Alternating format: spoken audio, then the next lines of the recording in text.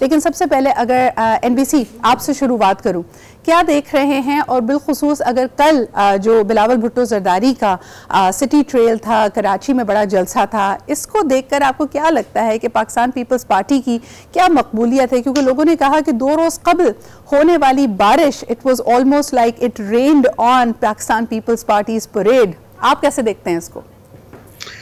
Peoples party एक phoenix की तरह है कि वो मर जाता है फिर जिंदा हो जाता है, उस स्टाइल का है। तो कल जो रैली मैंने देखी जी, कई स्पॉट पे मैं गया, कई बार गया, कभी दोपहर को, कभी रात को, कभी जब खात्मा उसका होने वाला था तब भी कुछ पहले पीछे था उसके में, तो वो मुझे एहसास ही नहीं हुआ कल बारिश हुई थी और किस तरह की सड़कें पानी से भरी हुई थी।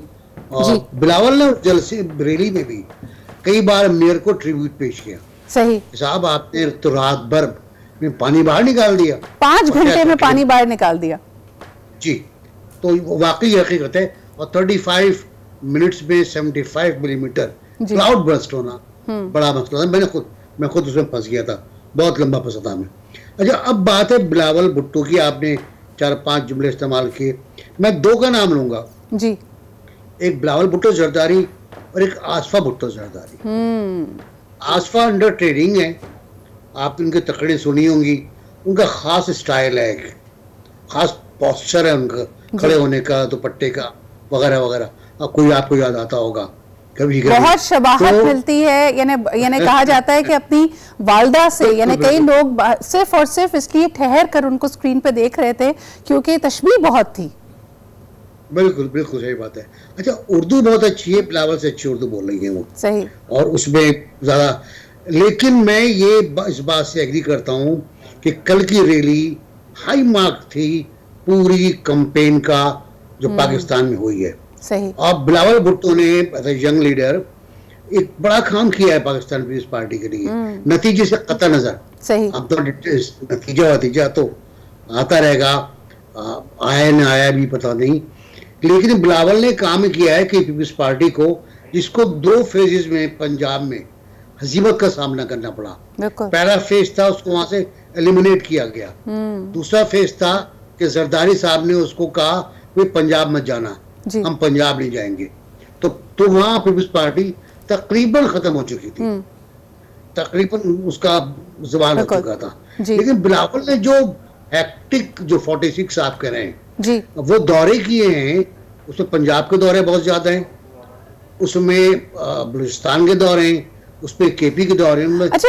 NBC ये खासा भी है। अगर हम देखते हैं भुट्टो खानदान को, बेनज़ीर भुट्टो साहिबा की कैंपेन ट्रेल्स अगर हम याद करते हैं, अवामी राब्ता इनका एक बड़ा ही स्ट्रॉन्ग, और उस वक्त भी जब हम देखते हैं कि मुख्तलिफ सियासी जो फोर्सेस थी वो आपस में गुत्थम गुत्था थी, PDM के ज़माने, यानी बिलावल भुट्टो जरदारी वो सो सीरियस अबाउट इलेक्शन 2024 कि सबसे पहले शुरुआत उन्होंने की अपने बाकायदा सियासी कैंपेनिंग की, अवामी राब्तों को दोबारा बहाल किया। लेकिन अब मैं ज़रा लाहौर का रुख करना चाहूंगी। सलीम शेख साहब हमारे ब्यूरो चीफ हमारे साथ मौजूद हैं। सलीम साहब, क्या कहेंगे? अताउल्लाह टारर और बिलावल भुट्टो जरदारी आमने सामने हैं और इसकी वजह से ये हल्का भी अहम हो गया है, लाहौर पे खास फोकस है। पाकिस्तान पीपल्स पार्टी के जियाले बहुत खुश हैं कि 1988 के बाद, बड़े अरसे के बाद, यानी बड़ा तवील अरसा होता है, 2024 में आज हम देखते हैं कि भुट्टो खानदान से बाकायदा खुद कोई लाहौर के, तख्ते लाहौर के लिए और लाहौर वालों से वोट की एक तमन्ना लिए वहां पे पहुंचा है। कैसे देखते हैं इसको आप?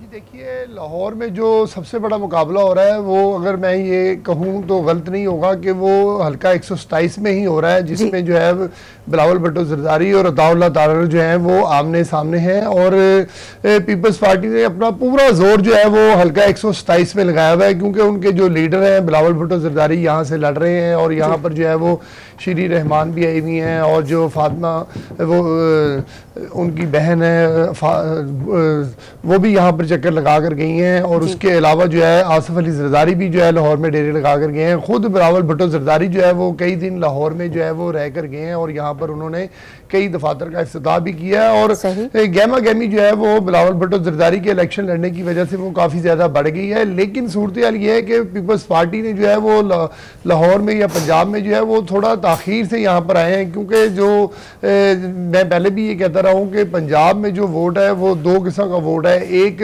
नून लीग का वोट है और एक एंटी नून लीग वोट है। और एंटी नून लीग वोट जो है वो माजी में पीटीआई कैप्चर कर चुकी थी। लेकिन इट्स वेरी इंटरेस्टिंग, इस पूरे मामले से पहले लाहौर को पीटीआई का गढ़ भी माना जाता है। पीटीआई का बहुत बड़ा सपोर्ट ग्रुप वहां पे मौजूद है। आप कह रहे हैं सिर्फ और सिर्फ पीएमएलएन और एंटी पीएमएलएन, इसमें बहुत सारी जमातों के साथ जमनी कर दिया आपने पीटीआई को।